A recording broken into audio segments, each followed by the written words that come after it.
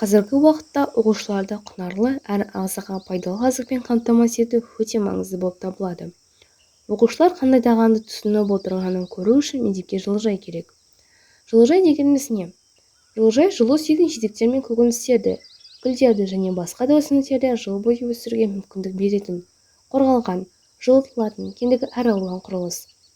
Көшетханаға қарағанда құрылымы, жылыту жүйесі күрделірек келеді.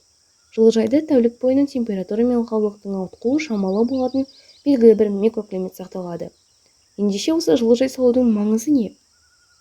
Мектеп жанынан жылыжай ашудың негізгі мақсаты оқушыларды еңбекке баулумен қатар кәсіби бағдар бере отырып бір мамандыққа баулу. Жылыжайдың арқасында оқушылар мектептен алған білімдерін теория жүзінде ғана емес, практикада да қолданып үйренеді. Оқушылармен лабораториялық жұмыстар жасалады. Ендеше осы жылыжайдың түрлеріне тоқтала кетейік. Жылыжайдың негізінен 6 түрі бар. Классикалық, аркалы, полигональды, пирамида, мини және голландиялық жылыжайлар.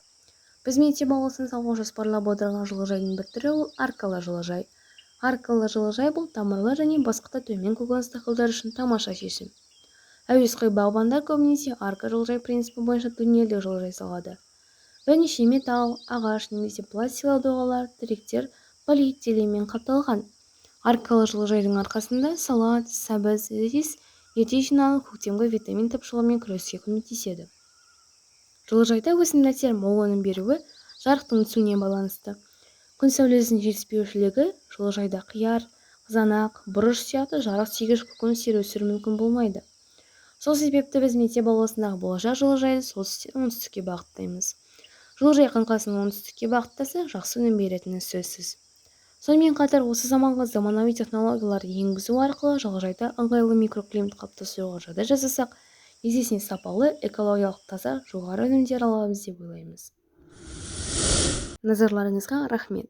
Сіздермен болған өркен мамандандырылған мектеп-интернатының 10 А сынып оқушысы Бәкір Жұлдызым.